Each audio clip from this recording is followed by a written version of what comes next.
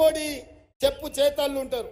కానీ వంశీచంద్రెడ్డి డాక్టర్ మల్లు రవి గారు వస్తే సోనియమ్మ మాట వింటారు, నా మిత్రులుగా నాకు సహకారం అందిస్తారు.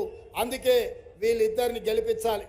ఇక రైతు రుణమాఫీ గురించి, ఒట్ల బోనస్ గురించి మిత్రులారా, హరీష్ రావు గారు ఒక మాట మాట్లాడిండు.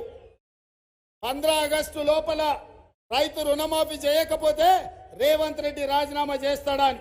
నేను సూటిగా ఈ వేదిక మీద నుంచి నాగర్ కర్నూలు పార్లమెంటు నుంచి హరీష్ రావు చంద్రశేఖరరావుకు సవాలు విసురుతున్నా. 15 ఆగస్టు లోపల 600 అయినా అక్కడి సూర్యుడు ఇక్కడ మొలిసిన జోగులాంబ సాక్షిగా మాట ఇస్తున్నా.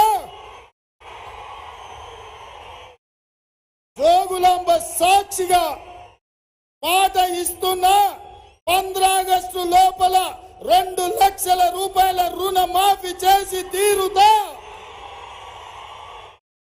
ఆ ఎల్ల నువ్వు నీ మామ టిఆర్ఎస్ పార్టీని రద్దు చేస్తారా? సవాలు విసురుతున్న మామ అల్లులకు శాతనైతే సిద్ధంగా ఉండండి.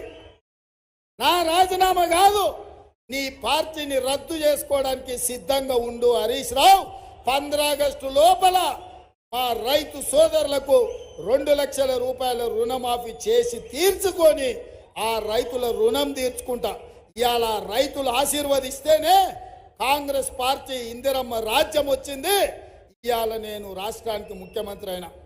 నేను ఒకవేళ ఆ రైతుల రుణం తీర్చుకోకపోతే ఈ జీవితమే దండుగా అన్న సంగతి నాకు తెలుసు హరీష్ రావు. నీలాకనో నీ మామలాకనో దోకబాజోని కాదు, లంగా లవంగ మాటలు చెప్పేటోని కాదు. ఇవాళ ఇక్కడి నుంచి చెప్తున్నా, రాసి పెట్టుకో. 15 ఆగస్టు లోపల 2 లక్షల రూపాయల రుణమాఫీ చేసే బాధ్యత నాది.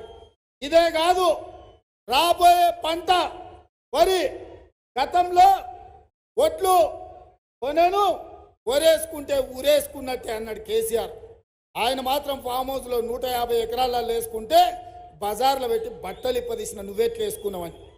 అందుకే ఈరోజు తెలంగాణ రాష్ట్రంలో వడ్లకు రాబోయే పంటకు 500 రూపాయల బోనస్ ఇచ్చి ప్రతి రైతు చివరి గింజ వరకు కొనుగోలు చేసే బాధ్యత కాంగ్రెస్ పార్టీ తీసుకుంటుంది. ఈ 2 సవాళ్లను స్వీకరించండి అని చెప్పి హరీష్ రావుకు సూటిగా సవాలు విసురుతున్నా. మిత్రులారా, ఈడొచ్చిన వాళ్ళందరూ గ్రామాలకు వెళ్ళండి, ప్రతి ఇంటికి పోండి, ప్రతి తలుపు తట్టండి, ప్రతి గుండెకు చేయండి, తండాలలో గూడాలలో మారుమూల పల్లెల్లో ప్రజలకు చెప్పండి. 5 గ్యారెంటీలను అమలు చేయడమే కాదు, 2 లక్షల రుణమాఫీ చేస్తాడు. పాలమూరుని చక్కదించుకుందాం, పసిడి పంటలతోని పరిశ్రమలతోని పాలమూరును అభివృద్ధి చేసుకుందాం.